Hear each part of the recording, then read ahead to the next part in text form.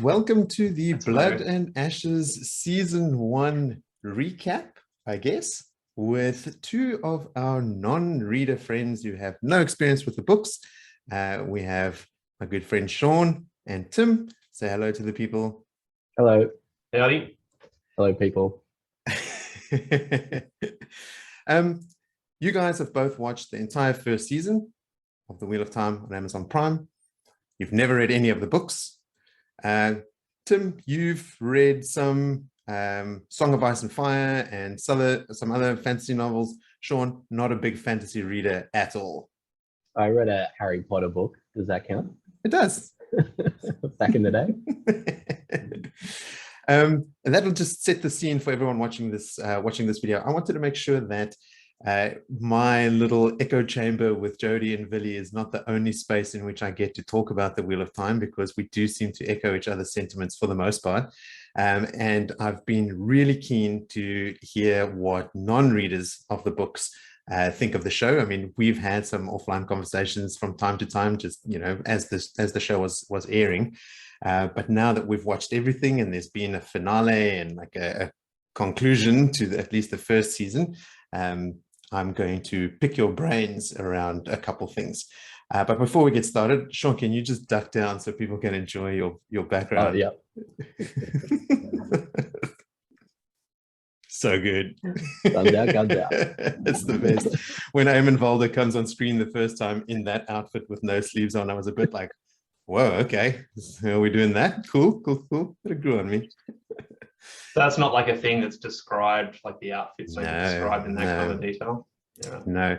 Throughout the video, I'll give you guys a couple sort of like glimpses into what is different from from what is portrayed in the books. There are a lot of differences. I should say that up front. The show is, from minute one, quite different from the books. And in some places, they just tweak things that happen in the books. In other places, they add things in that are completely new, and they remove other things that a lot of fans of the books think are really important.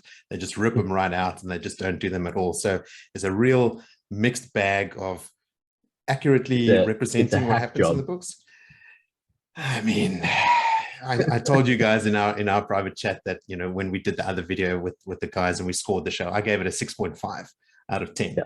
And I think a lot of that is carried by just my love of the source material and wanting it to be good, because we spend most of that video focusing on the things we didn't like. There are a lot of things about the show I do like. Like, for example, I like the fact that they've made a lot of changes. It's this weird thing where readers of the books get to know the source material intimately and then still be surprised by the show.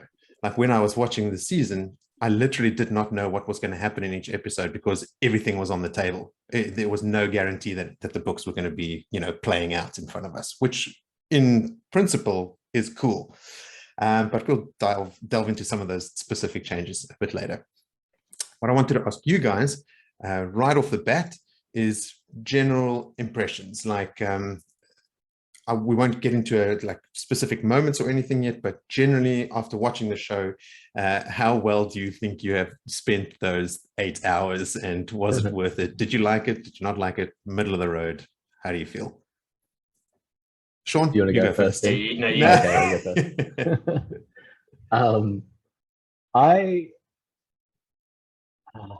first. I still don't know. I guess I didn't like it.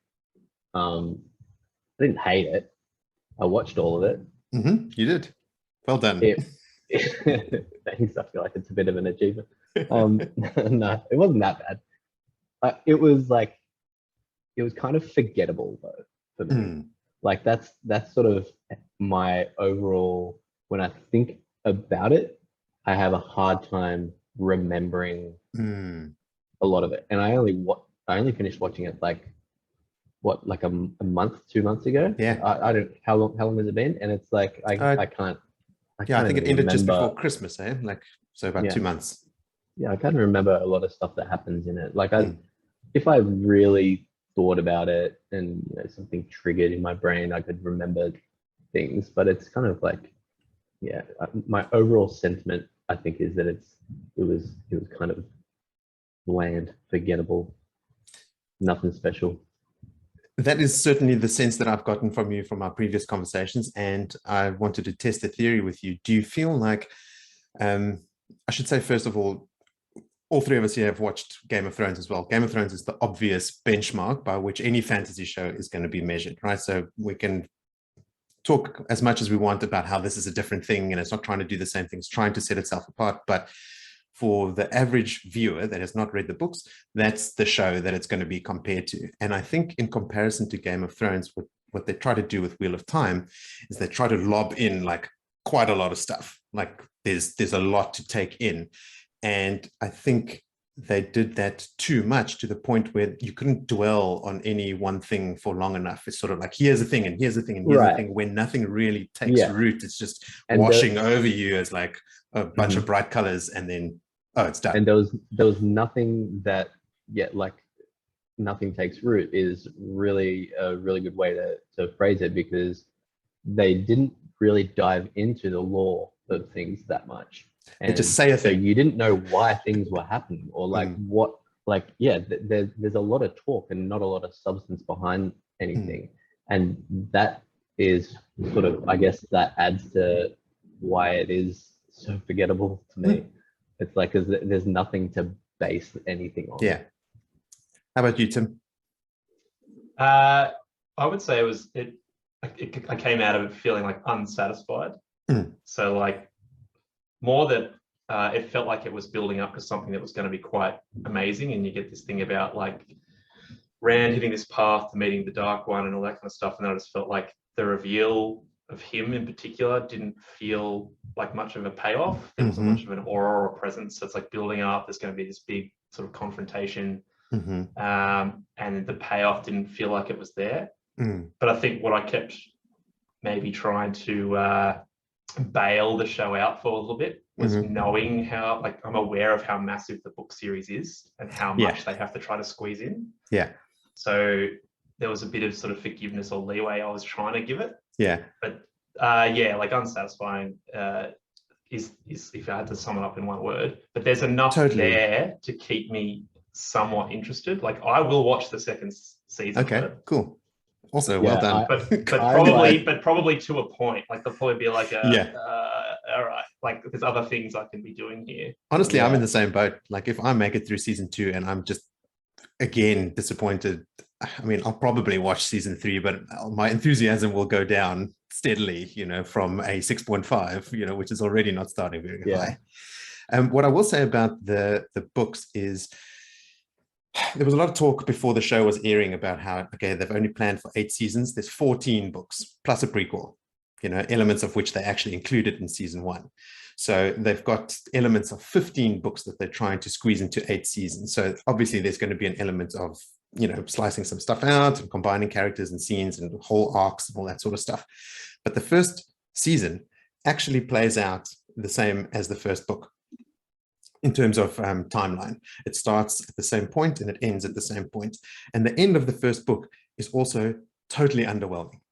It's a mess. In fact, in terms of changes that they could have made to the show, the ending of the first season is where they basically had, like, even the readers are going, do whatever you want, guys. Because even the book is like, what the fuck happened? Like no one actually, it's a bit weird and ambiguous. Like a missed chance for a do-over. Yes, but then they fluffed it again in some aspects. Other aspects I did actually like, and are actually better than the book, I think.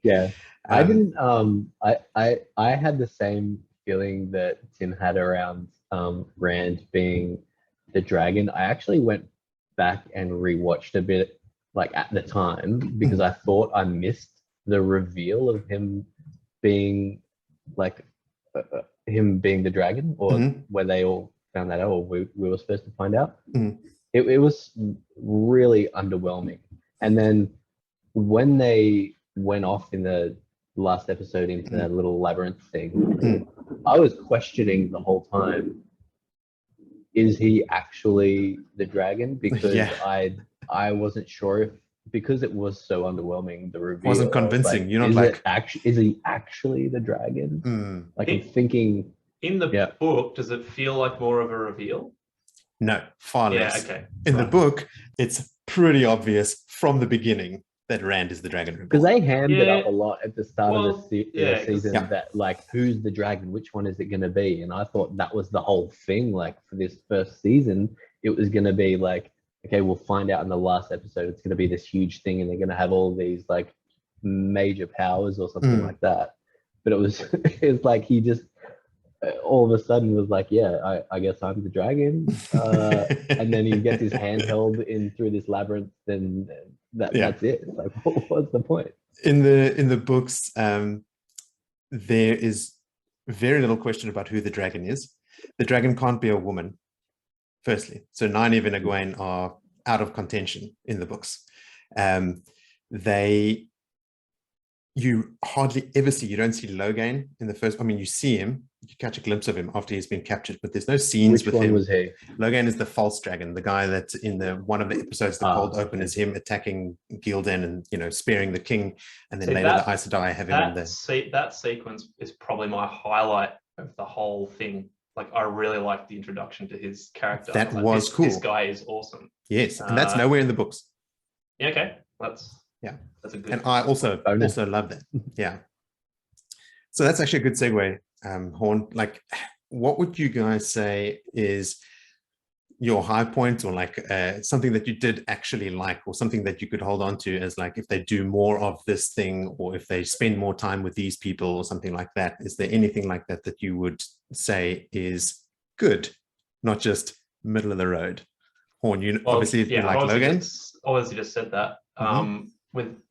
I guess your podcast is meant to be a spoiler cast thing anyway, right? And I'm happy to have stuff spoiled for me. Okay. I would like to know if he is present.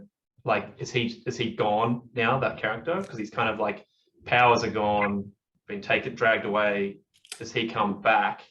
I won't spoil too much, but yes, he does. Okay. So he was a character that I liked and would like to see. I would have liked to see more about what happens to him. He is there throughout the series. Cool. Yep. Yeah. How about you, Sean? Yeah. Was there more you liked, Horn? Is that it? I mean, I did like, without just being about characters, which characters I liked. I liked Lan a lot. I thought he was awesome. He seemed like a good casting choice, I suppose. Like, I didn't have any issues with his acting along the way, which I did with some of the others. Sorry, I don't know any of the names. Which one was he? Lan is Moiraine's warder. So the main Aes Sedai and samurai top guy. Yep. Yeah.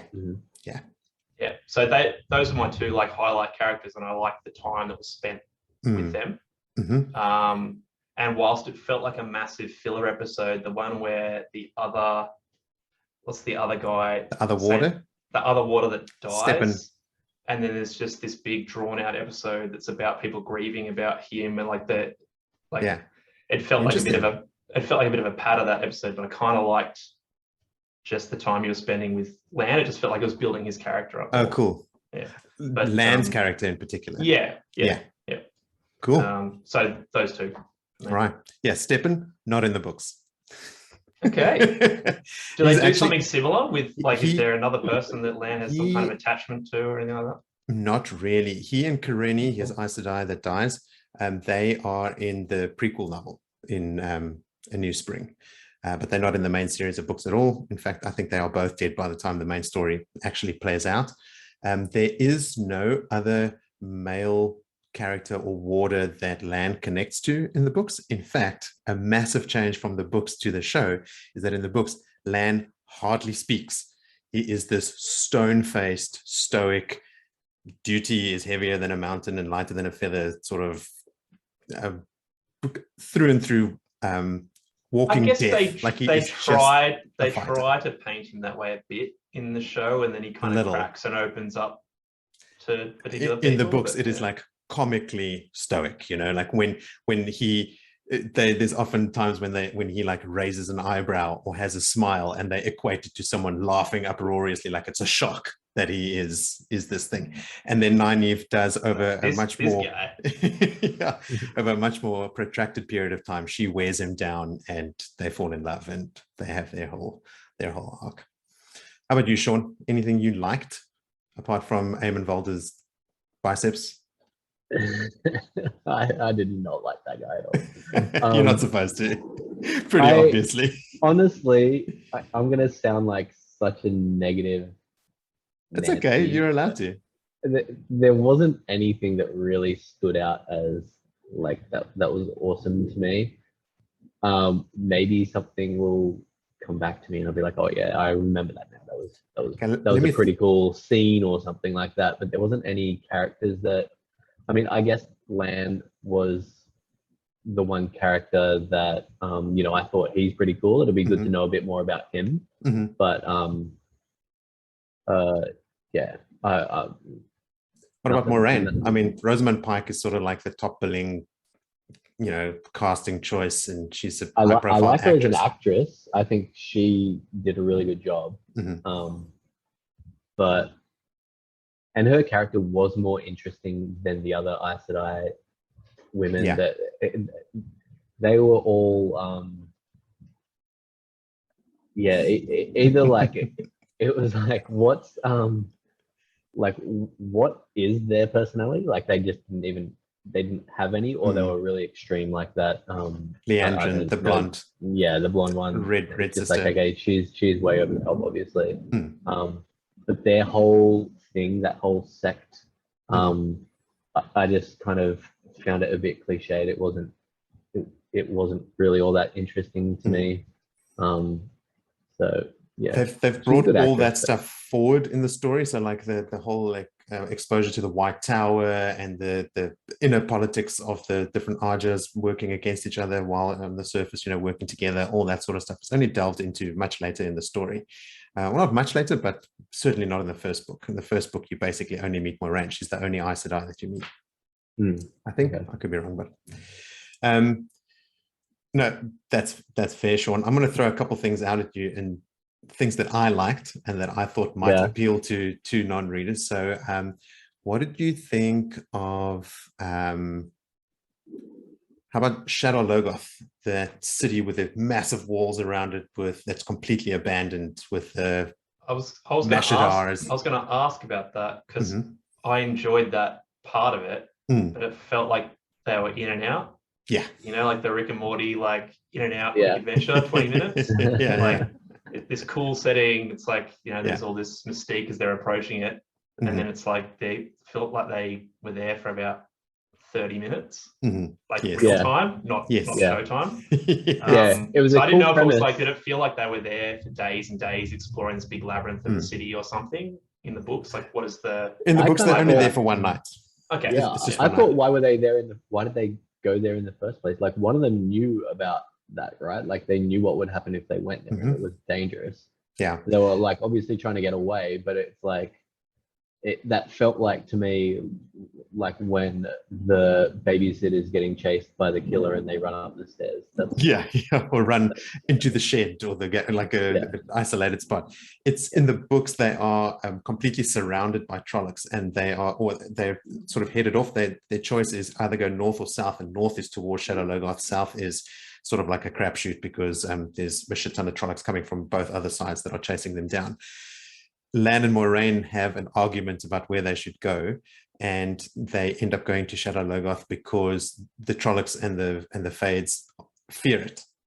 They won't go inside. Now in the show, they stop sort of like 100 meters away from the wall, even though they can see their quarry right in front of them, which sort of irked me as well, because they won't go inside, but they will go up to the walls. I mean, there's no reason for them not to get near it, but I guess that's what they were trying to convey by showing the Trollocs standing in the trees and not advancing on them.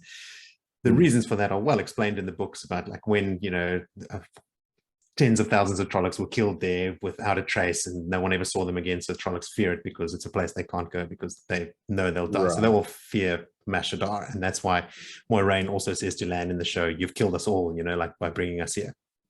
Moiraine's not injured in the books. It plays out a bit differently. And eventually the Trollocs and the Midral do come into the city, and they drive them out of the city. And then when all the noise and the ruckus is happening, that's when Mashadar arrives, and it actually kills Trollocs and Fades in a pretty brutal way. Yeah. Okay. I just remembered something that I think was pretty cool. The Fades, right? They were quite cool. Yeah. The bad guys that were like cloaked and everything. Yeah. In the books, there's quite a lot of them, and they have obviously supernatural abilities. They move really fast. They can actually sort of like teleport through shadows. They are expert swordsmen and stuff. So I'm quite a fan of them. Like it's a running joke on the podcast that I like the Fades, even though they're the bad guys. And in the show as well, I thought they were portrayed well. There's this one scene when Tom takes that one on in the farmhouse, and Tom throws a dagger at it, like almost at point blank range, and it catches it, and then just keeps fighting. You know, it's just like, sweet, there's my Fade. Yeah. That's what I wanted to see. In that scene, actually, Matt also has the dagger from Shadow Logoth. Did you have any thoughts about Matt and the dagger and like that whole dynamic? It's very watered down in the show. Oh, really? Yeah, that was interesting. And it kind of, it was a little bit obvious. It became like a bit further on, like after a couple of episodes, you're like, okay, I know what's going to happen with this guy, I think. And then, you know, when he just runs off down the hill as they're all going into that temple thing, that was quite a comedic scene. I thought he's just standing there, all turn around, they're like, Matt, Matt, come on. Now that has a Like very specific reason. Nobody ran for him. No. In the books, not to turn this into Moritz explaining the books to Sean and Tim so that the show makes more sense, but I'm curious about a lot of that stuff, like that specific moment was engineered after the fact. The actor that plays Matt left the show, and it was also in the height of COVID restrictions and stuff. So the last 2 episodes of the show were filmed under heavy COVID restrictions, which is why they couldn't get all the extras in for like all the army shots and all that sort of stuff. Like they really, really struggled with that stuff. And the actor, Barney Harris, that plays Matt, who was my favorite actor in the show. I thought his portrayal of Matt was cool. Like he just did it really, really well. He left the show, so they had to re-engineer the story to leave him behind somehow. And even the mechanism by which that happens is also manufactured, because in the books, you don't enter the ways, which is what those gates are, using the one power at all.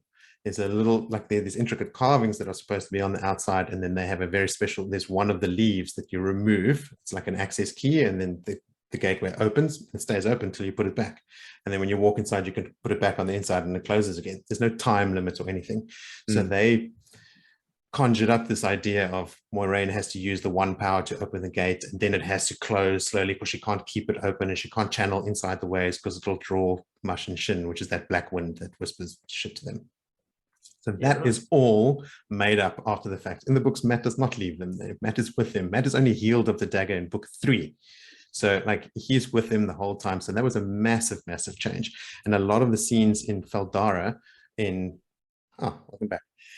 In the city in the last episode were actually supposed to be Matt confronting the peddler, you know, from the first episode, who then has the dagger, and he's sort of following them throughout the story. Now, you guys haven't rewatched the season, so you won't know, but there are a couple places in Shadow Logoth when they are there. You hear Paden Fane's whistling. He's in the ways, following them through the ways. And when they're in Tar Valon as well and entering into one of the inns, he's standing in a doorway in the back. You can hear his whistling during another parade. Like they pepper him in and hide him quite well. I only spotted him on like a second or third watch through on some of those. And he's a constant character throughout the books as well. It's always hunting them. And he's got powers because of that. He has that dagger from Shadow Logoth. Yeah, right. The there was a thing I noticed just about, and you can probably tell me if there's like more like a broader thing going on here, but like you get introduced to these characters and there's like Egwene and there's Randall Thor, Matt, you know, like it's just like is it like Matt's short for something else? It is Matrim. Yeah, right. I thought that. I was hoping that, you know, like there's like exotic sounding like fantasy names, and then just Matt, and it's never like Matt, you know, Matrim Cawthon or anything or something like that. Yeah. He must be a character that, well, maybe Sean can, but I didn't like his character at all. He was like, I didn't enjoy him through it. So if it's like you like the actor portraying him because you also know like you knew the whole time that he was meant to be this certain way, and it was really well done. I can understand that. In the first 2 books, I think you kind of meant to not like him too. In the first 2 books, Matt is insufferable. He starts off as just sort of like mischievous rascal, and the dagger corrupts him so badly. Like I said, he only gets healed of the dagger in the 3rd book. Like he travels with Rand for a long time, and he gets sicker, but like much slower, and his behavior changes over a more extended period of time. So it's more earned, that sort of that turn into like a real douchebag.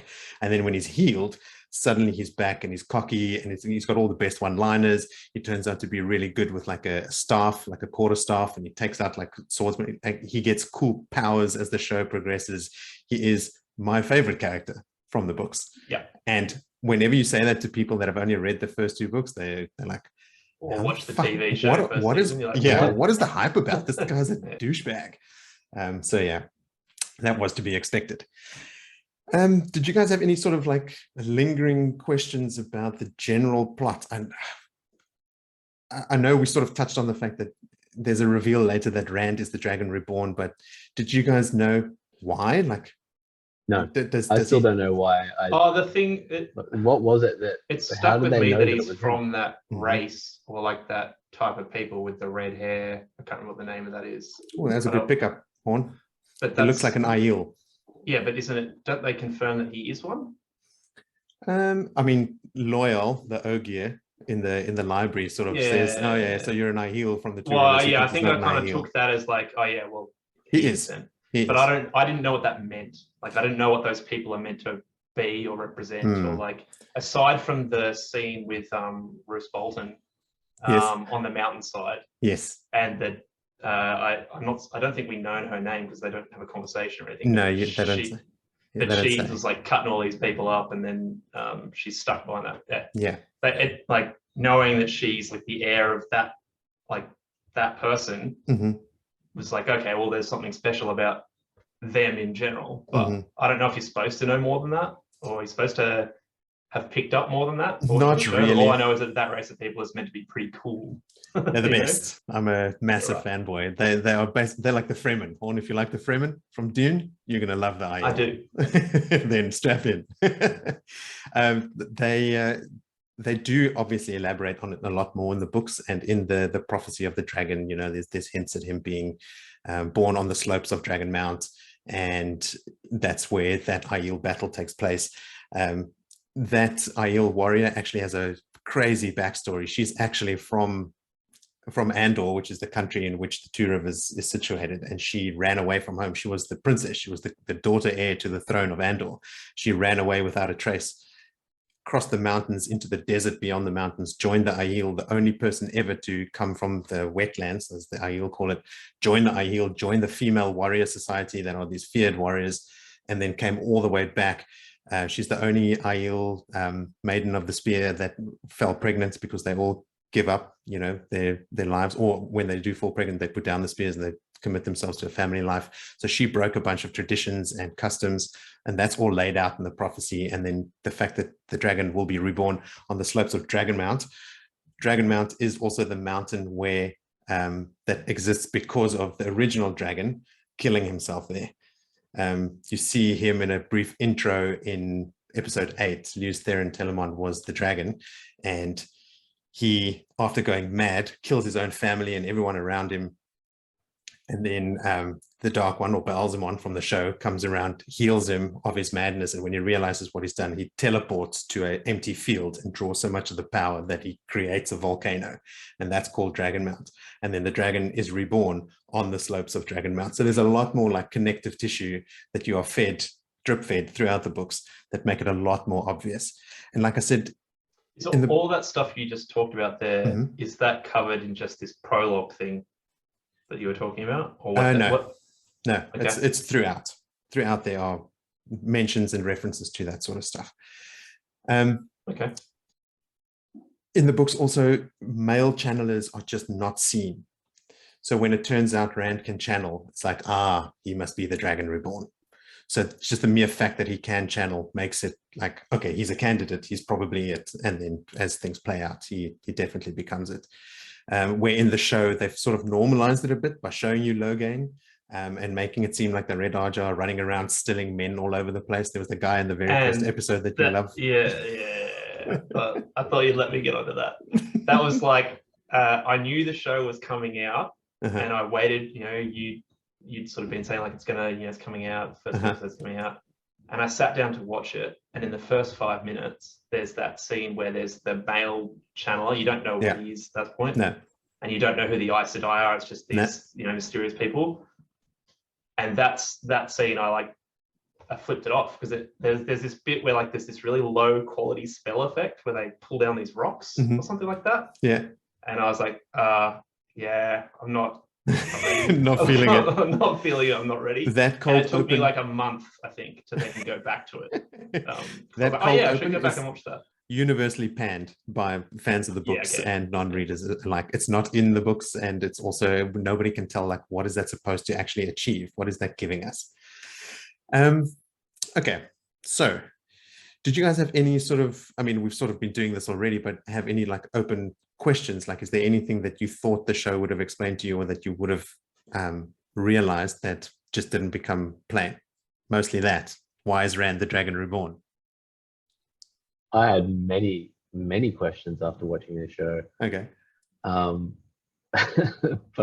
I have given up hope that it's going to be explained to me. Yeah, answering those questions aren't going to get you over the line. The fact that there were lots of questions is a problem in itself. If I watch season 2, I'll have to find a Cliff Notes book for it.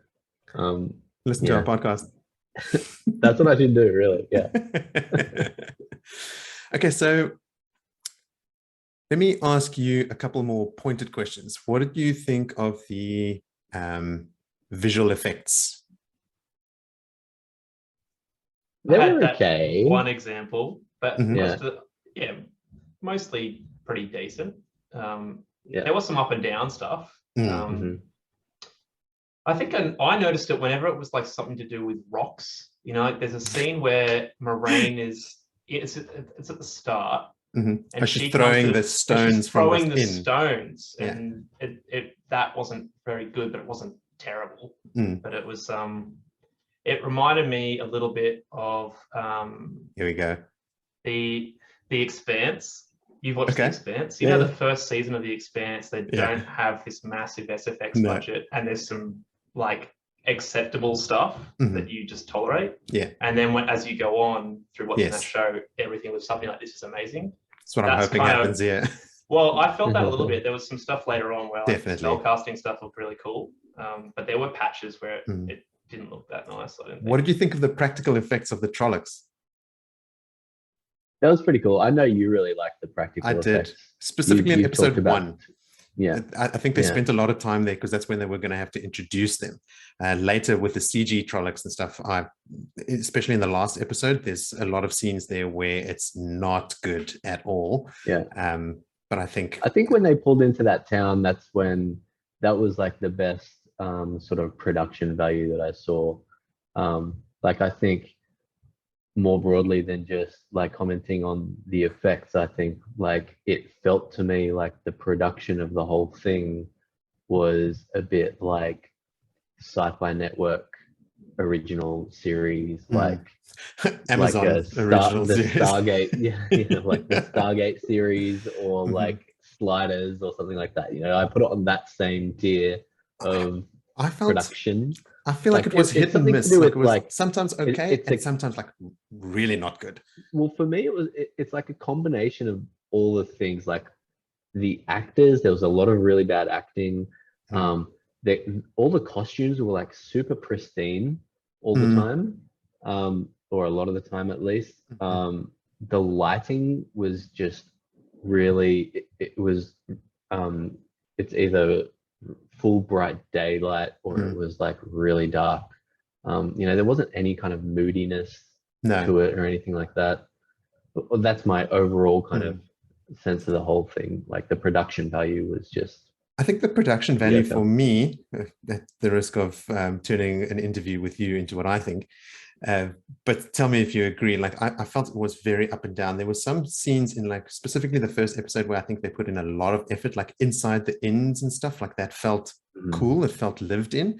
But then later, like inside the tower, when they're having conversations in the hallways and stuff, it's just like at this little T-junction. There's no sense of scale. You can almost it's almost like you can see the set, you can see the or set. Like the green screen where they've just put things in. Yeah, exactly. Yeah, I mean the sets that they've built are huge. Like you can walk those hallways into the hall of the tower and all that stuff, but they somehow managed to not use the big sets to look big, and they didn't try any trickery to make it look big. Yeah. the other thing that really pulled me out of like the illusion of everything was and I just kept on thinking like what it must have been like on set watching that is when the Aes Sedai are doing all of like The the pulling the channeling. energy and stuff, and I just kept on thinking to myself, you'd feel like such an idiot doing that on a set in front of all these people like fully trying to channel this energy. Yeah.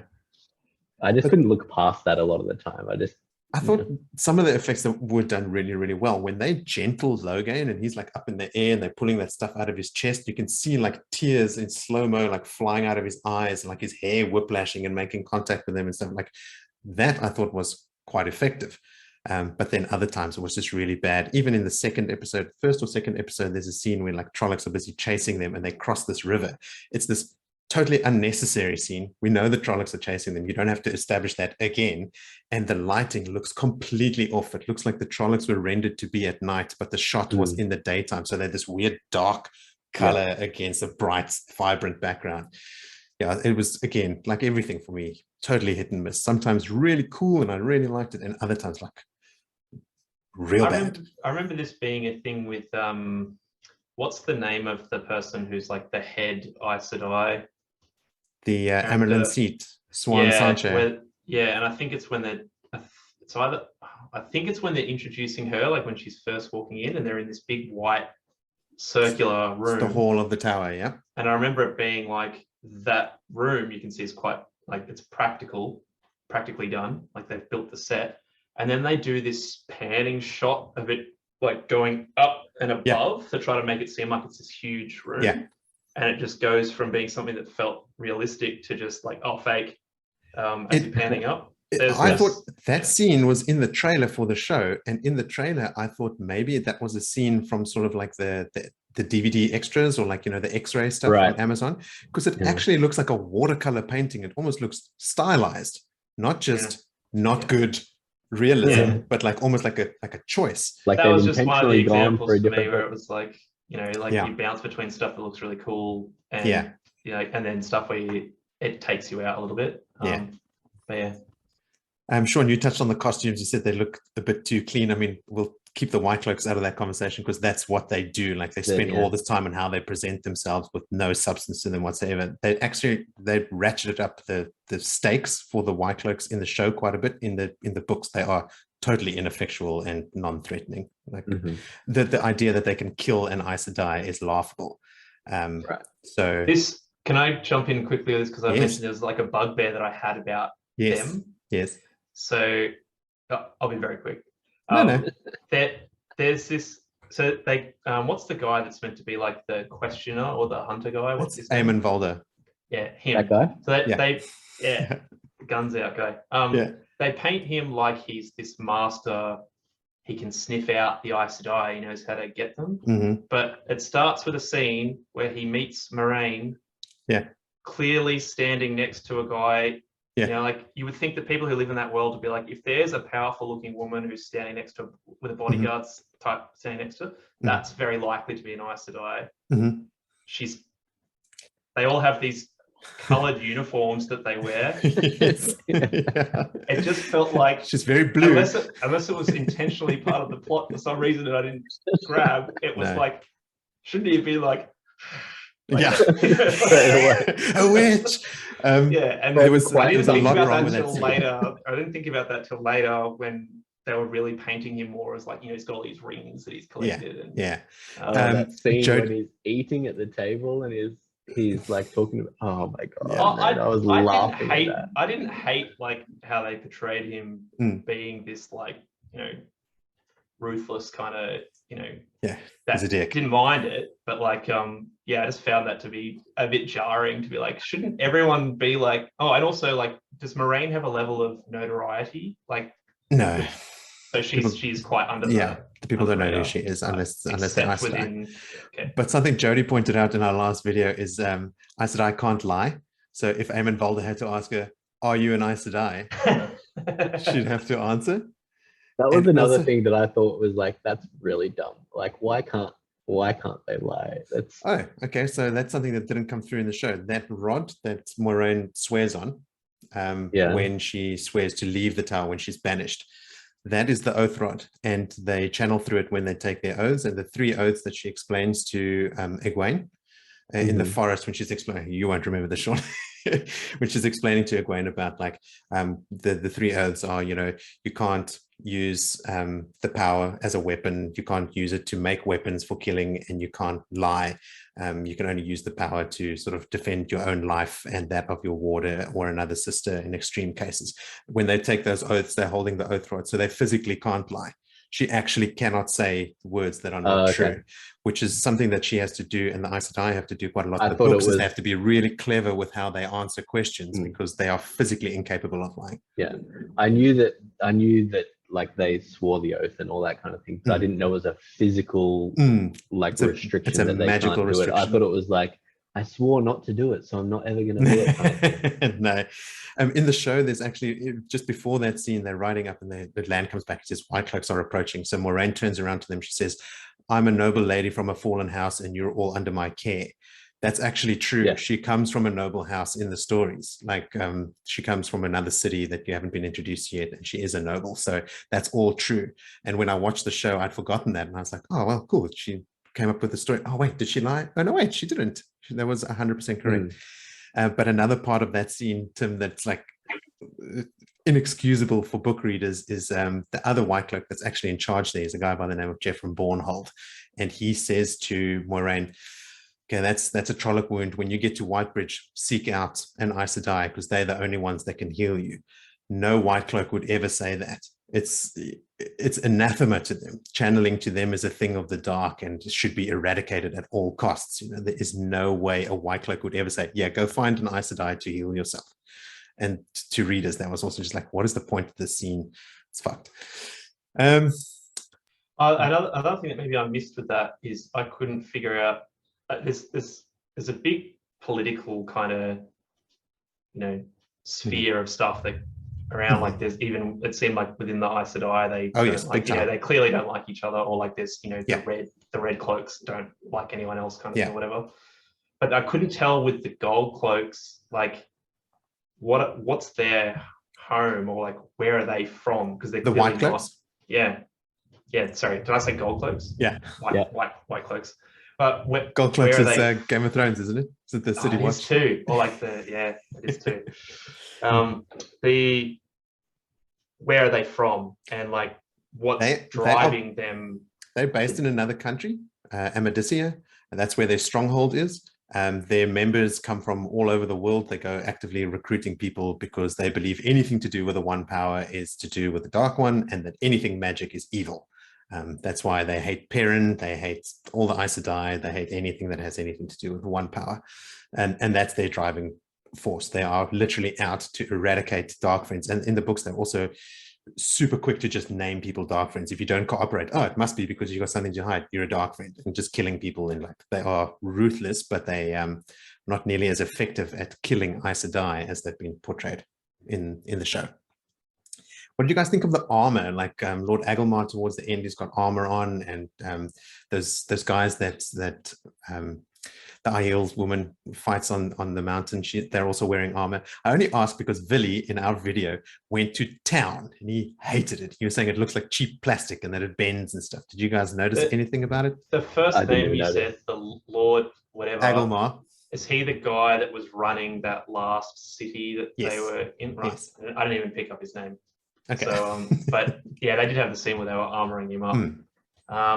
I can't say it really stuck out that the armor was for me neither bad. But Villy was personally offended.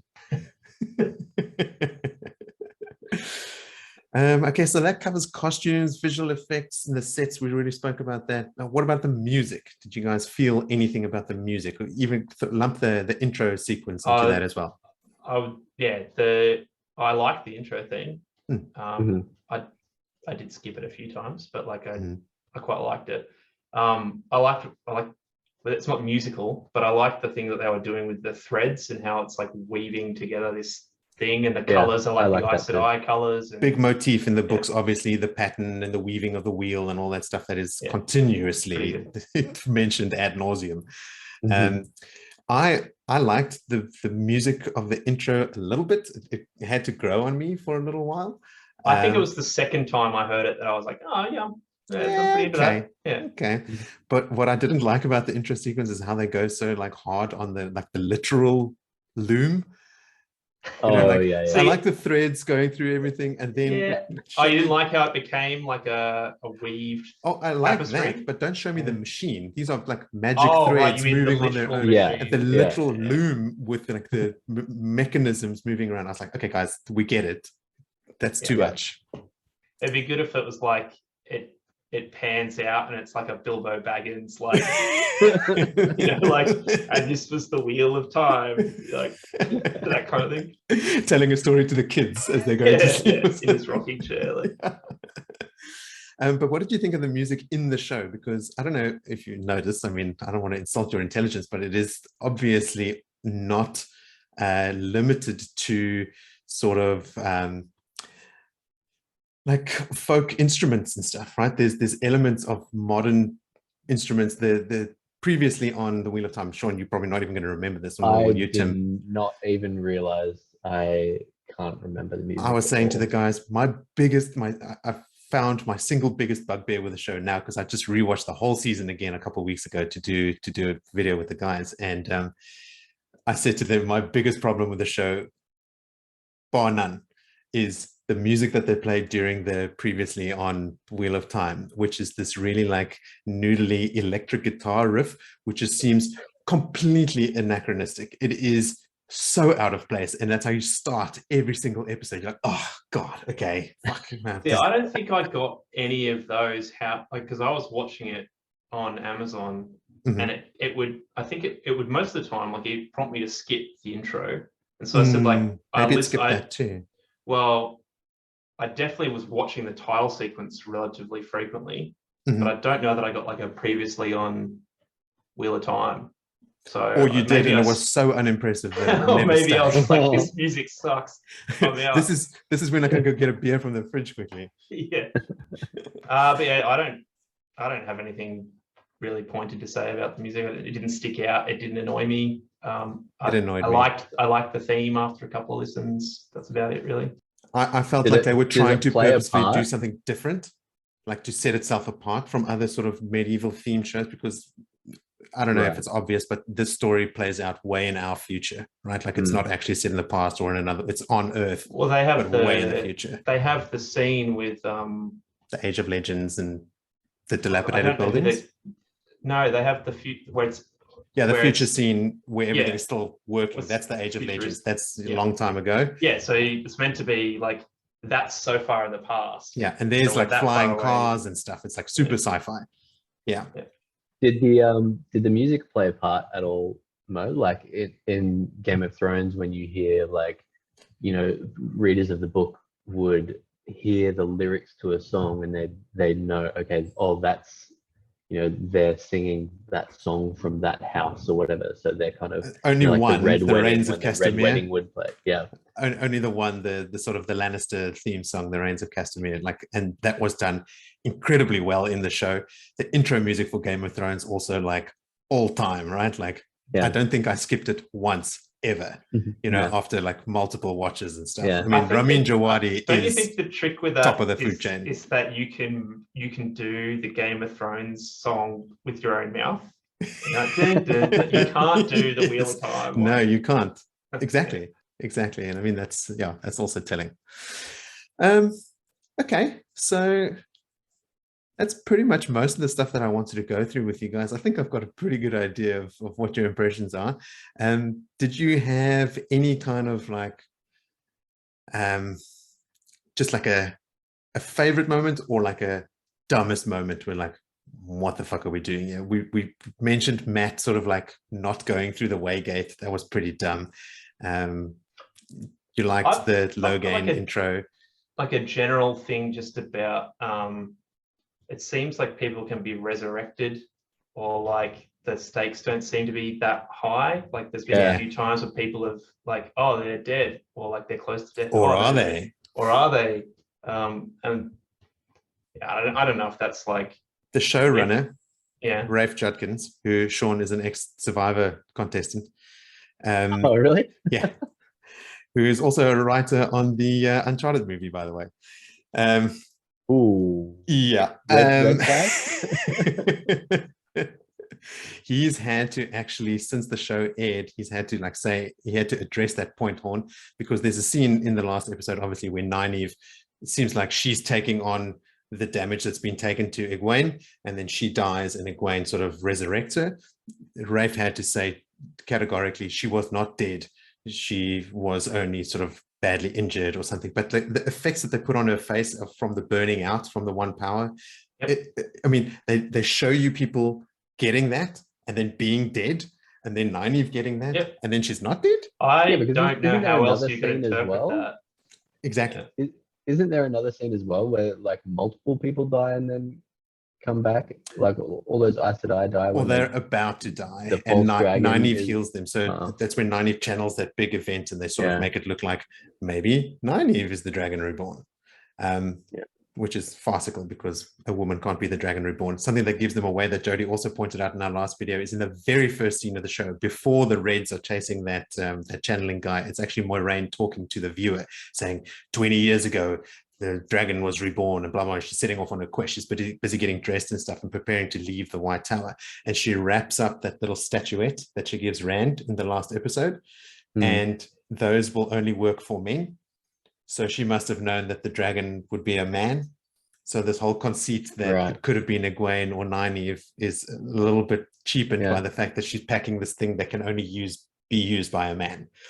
But anyway, Nynaeve in the books becomes an incredibly powerful healer. So that is kind of in her wheelhouse. But for viewers of the show, it would just look like this like divine intervention, right? Like, oh, snap, everyone that's bleeding out. It will make a bit more sense then if like that's what she sort of becomes, and they're just establishing it really early. It's okay. But yeah, it just felt like a thing where it's like, this doesn't feel very high stakes. Like, they'll just get like Egwene or Nynaeve to heal them back up. It's all good. Nynaeve is often used in the show as sort of like, oh shit, everything's fucked. Don't worry, Nynaeve is super powerful. She can just channel it away. Like when they're trying to escape the waves, when the black wind is there as well. The stakes of that were also brought way down because in the books, like you will go insane and lose your soul, and people have come out of the ways just a complete like husk. Where in the show, it just whispers things in your ear that you don't want to hear. Like, what are the stakes? Like, nothing's happening to them. They're just hearing stuff, and there's wind blowing around them. You know, like, okay. She doesn't like you. It's that sort of stuff. And the stuff that's whispered to them also just is not really explored in the books, and it doesn't really add an awful lot, but it does set up some of the it gives you that insight into Perrin's head about Perrin, you know, not being in love with his wife. Perrin, by the way, in the books, not married, never had a wife, never killed her, never had to fridge anyone to get him out of the town, you know, like that's also a weird choice. But it turns out that the showrunner, Rafe Judkins, was given a massive document by Amazon when they got the green light for the show. And the document consisted of stuff that people who had read the books said that they liked and didn't like about the books. And they changed a lot of the characters based on that. Like Perrin needed more motivation to grapple with his anger. It was his anger that made him kill his wife by mistake, and he's supposed to be grappling with that. It's almost there in the show, but it's not very obvious. That didn't seem like an anger thing, though, did it? No, it not just at seemed all. like an accident. Just an accident because you're swinging an axe around trying to kill stuff. And Matt's character's also been changed quite a bit. In the books, he's not nearly as bad. Like, he won't steal from a friend. His parents are totally fine. They're not these like drunken philanderers. His dad is a very capable horse trader, and they're well off and like respected in the community. And Matt is just a naughty kid. But in the books, the kids are younger. There's like 18, I think, when the story starts. We're here. They've been aged up a bit. Rand and Egwene already have an established relationship, where in the books they're just betrothed. So that whole love triangle with Perrin and Rand and Egwene also like way overplayed in the show and barely there in the books at all. It's only really hinted at.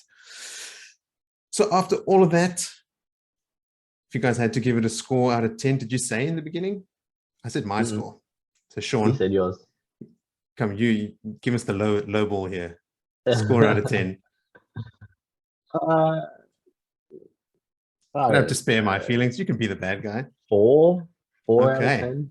Okay. Horn?